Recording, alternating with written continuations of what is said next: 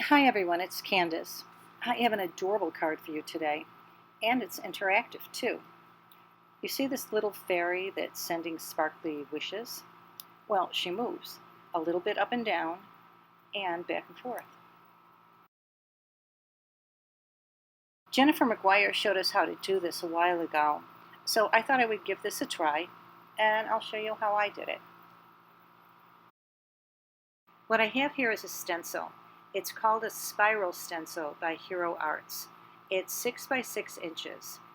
I sprayed some pixie spray on it just a bit ago. I took it outside and sprayed about 12 inches above it. It didn't feel like it would really hold onto the cardstock, but it did. In making this card for the video, I actually made 3 others, and I never had to respray. It really holds well.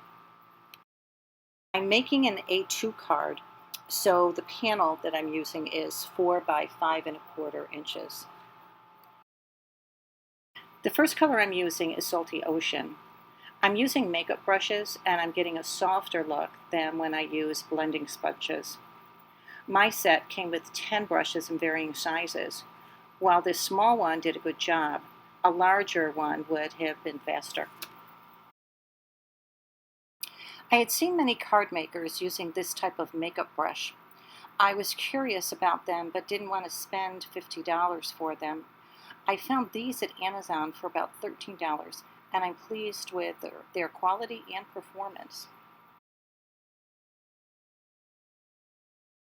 The next ink I'm using is Picked Raspberry.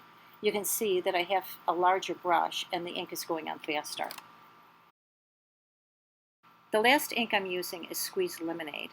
I found that I didn't need to be so soft with this color, so I stopped pouncing off the way I was doing with the others. Look at that. Isn't it pretty? Alright, so the next thing I need to do is use Paper Smooches. It's so very cute. I'm going to be using this fairy on top, but look at this one. Isn't he cute? I'm also going to be using the sentiment Sending Sparkly Wishes. I put the stamp in my MISTI and, surprise, I already have my cardstock ready to go. I'm going to stamp her once and die cut her. Then I'm going to die cut another one to glue to the back of her to make her sturdier. I won't need to stamp her, just need to die cut another one.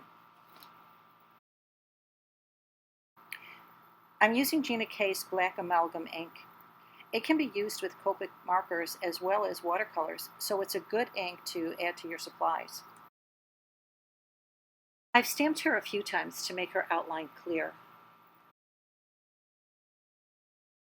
Notice that I'm not using any magnets to hold my cardstock down. And that's because I put clear contact paper on my MISTI pad, and it holds the cardstock on beautifully. I have a video on how to do it. Check it out. I am not a good Copic colorist, or any colorist for that matter. You may well be better than I.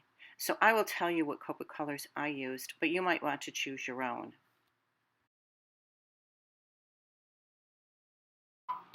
For the wings, I used B0000 for the base and B000 for shading. That gives them a gossamer look. For the dress and shoes, I used RV11 for a highlight.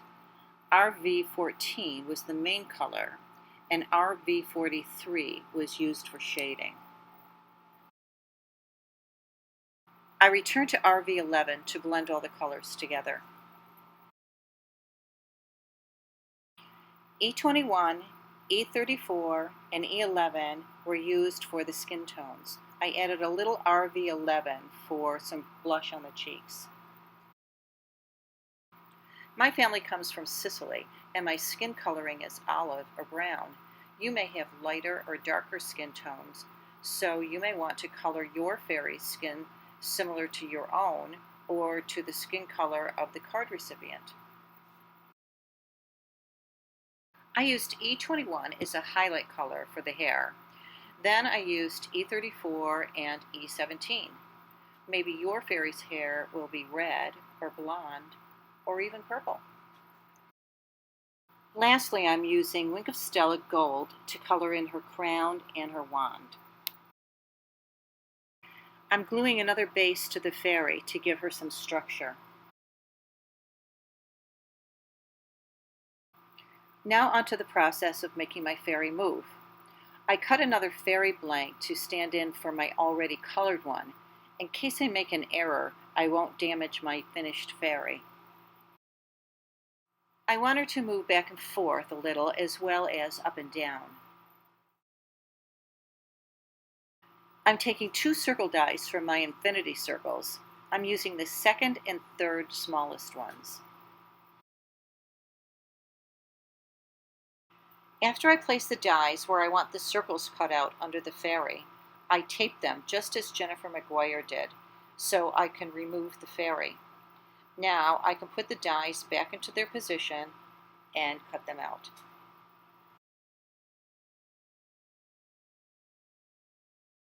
So I've cut out the circles and am removing them. I will set them aside for a minute. Then I carefully remove the tape. I will save that tape for later. You know that I put the tape atop my Big Shot so I can use it over and over. I turn over the panel and take the next 2 sizes of the infinity dies to determine if they're the right size that I want. Since they are, I cut them from a scrap piece of cardstock. I take the leftover circles from the panel and glue them to their corresponding ones. That way, if the fairy moves a little too much and the circles are exposed, what people will see is the color of those little circles, which won't distract their eyes.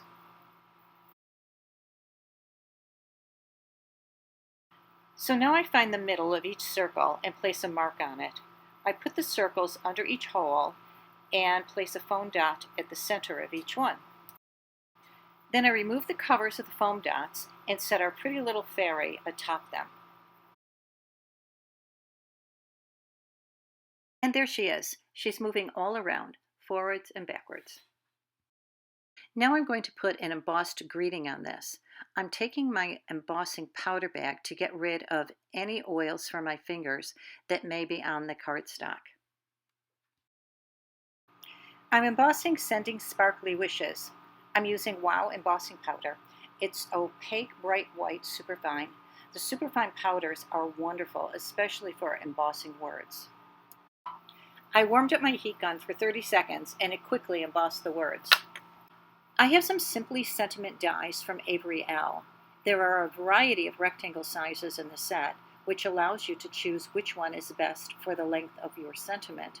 They really do make it easier to cut out your sentiments, so consider it a good buy for your craft space. I want to raise up the greeting on my card, so I have some 3M mounting tape that I cut in half to put on the back of my greeting.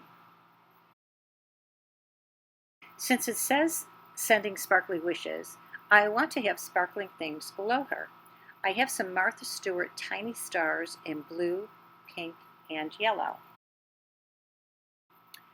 I'm using my Zig 2-way glue and putting little dots down. They are initially blue, which is good because I can see them, but they dry clear. I'm using my Marvy Jewel Picker, which is my favorite tool for picking up sequins and such. This took me a while to do, but the results are very pretty.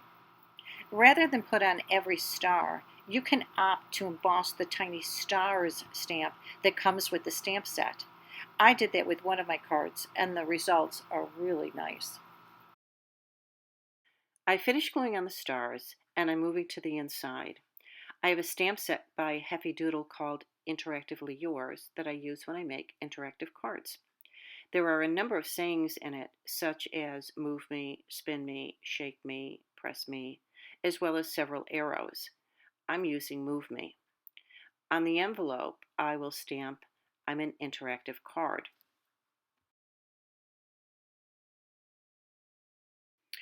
You can see that the paper I'm using is the back of some pattern paper that I have. I have lots of these sheets that I purchased when I first started making cards. Now I use heavier designer paper on my cards, but I didn't want to waste the thinner papers. So I just turn them over and use the backs. To get my fairy room to move, I'm raising her up by putting mounting tape on the back side. I found that if I used holes big enough to allow her to move, but small enough to be hidden when she moves, I don't need any more mounting tape but around the edges. I experimented using die blanks and scrap papers. Having the right size foam dot helped too. Having too small a dot allowed for too much movement. If you only have small foam dots, use two of them. If your dots are too big, cut them down a little or try small pieces of mounting tape. There it is, a finished card. It will make an adorable birthday or graduation or congratulatory card. This set comes with a tooth stamp and die, so wouldn't this be a sweet card to give to a little one who just lost a tooth? Thanks for joining me today. I'm sending sparkly wishes to you too. Bye now.